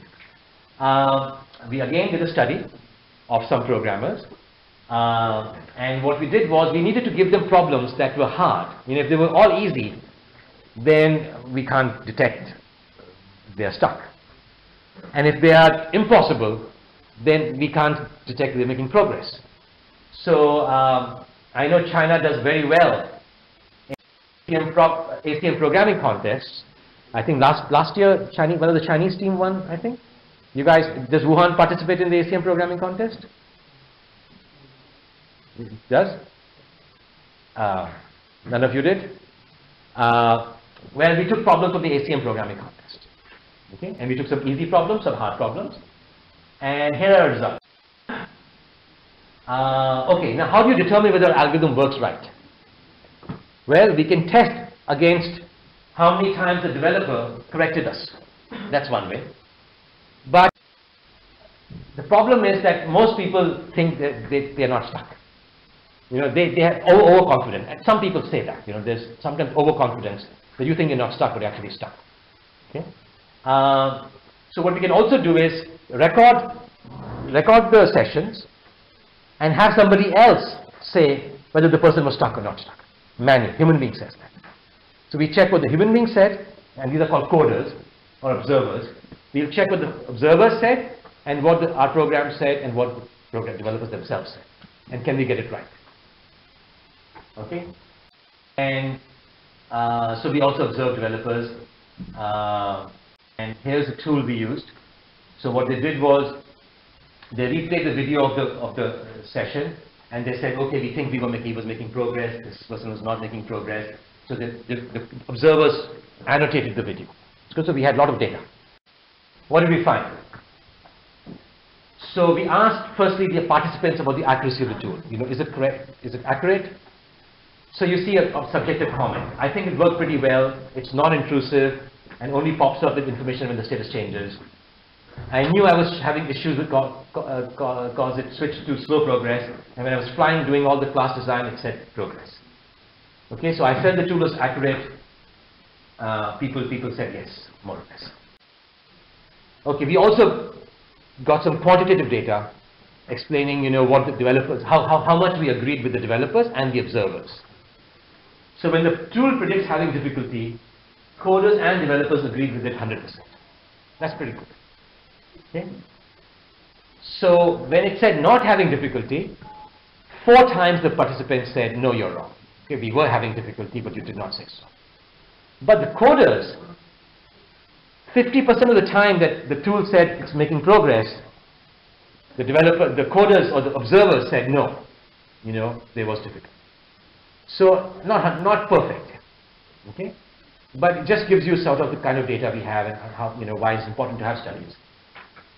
So now who knows, are the observers correct or are the users, developers correct? We don't know who's correct, because what does stuck mean? I mean, there's no definition of it. So what if, we are pessimistic and assume that the observers are correct and the tool and developers are wrong? So we miss some having difficulty status. So missing some having difficulty status is no worse than what we have right now. Right now, nobody knows when somebody's having difficulty or not. So if 50% of the time we miss it, that's okay. It's better than now. And so it is considered desirable to automatically let others know about developer difficulties. So it seems better to use a tool than not.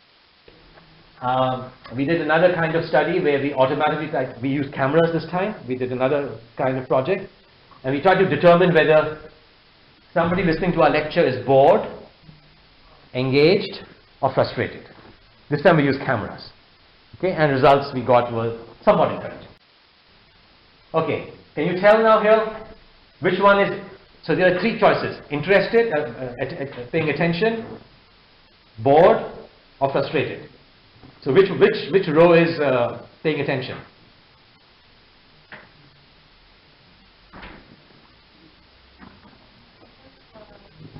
This one. Okay, everybody's smiling, paying attention. Okay, our tool also. So human beings can tell, so maybe the tool can tell also. Okay, this is engaged. Between frustrated and bored?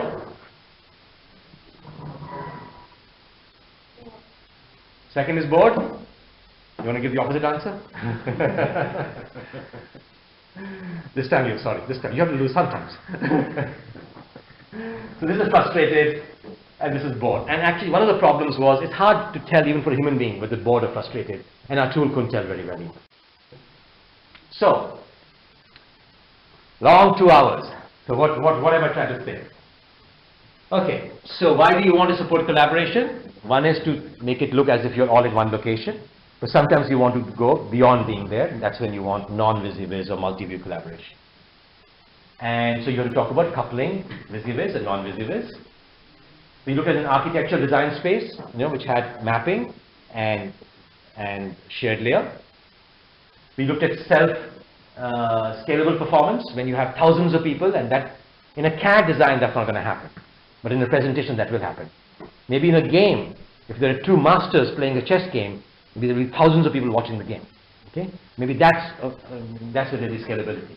And for scalability, you want all kinds of optimizations of multicast architecture, processing architecture, all kinds of optimizations, which are hard to do. Then there's consistency. That's another big issue.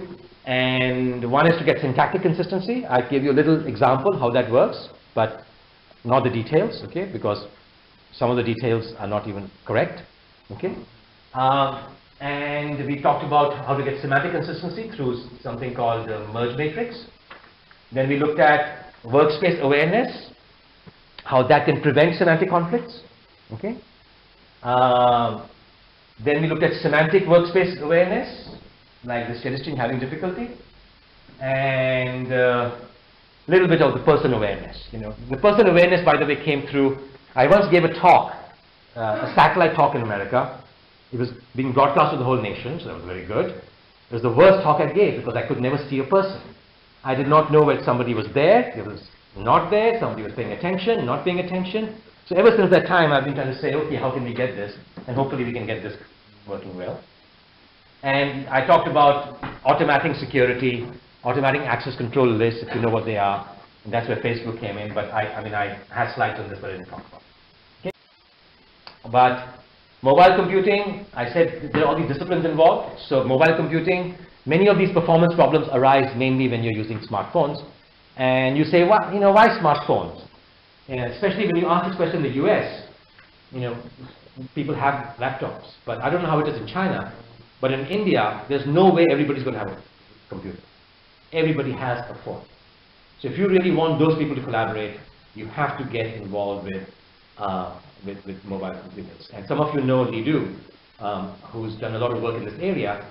And he started working for Nokia, because Nokia said, you know what, we want collaboration and we want expertise. And that's when performance problems like this arise. Okay? I talked about changing multicast to unicast, and these are all networking-like issues and distributed system issues. Consistency management is all sort of database and transactions, related to database and transactions. If you have a good knowledge of this area, you understand that stuff much better. I didn't talk about this, conflicts in software engineering, but multi-view involves model view controller, which is object-oriented programming. Status change is also object-oriented programming and data mining. This whole notion of figuring out whether you're engaged or frustrated is done through vision techniques, so that's vision and data mining. And these shadows have to do with user interface issues. I can't tell you how long we spent trying to design these shadows. And so this is UI issues.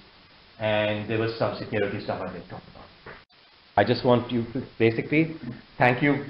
I think this is the most wonderful campus I've been to, and I've been very lucky. I've been to Wisconsin in the USA, which I think is the most beautiful campus in the United States.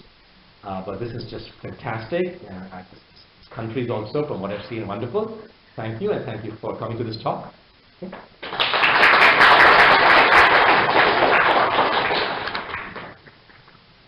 And if you have any questions, you know,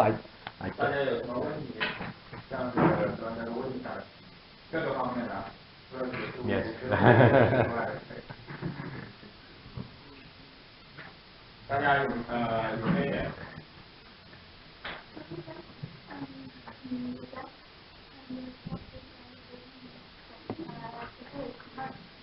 Sorry? Yeah.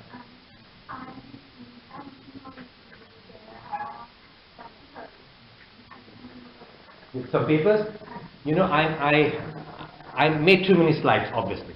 Okay, and if I had used my time better, I would have put all the references in each slide. But I will do that. Okay, so this slide, my talk, I actually recorded it. Okay, so if you didn't understand it, you know, and if you really want to know about this, I'll leave the talk with Dr. Chai, and you can listen to the recording. And also, before I give him the talk, and when I come, you know, in the rest of the time I'm here, I'll add the references. Okay, for each of these things, so you can read the papers at leisure and pick them. Okay.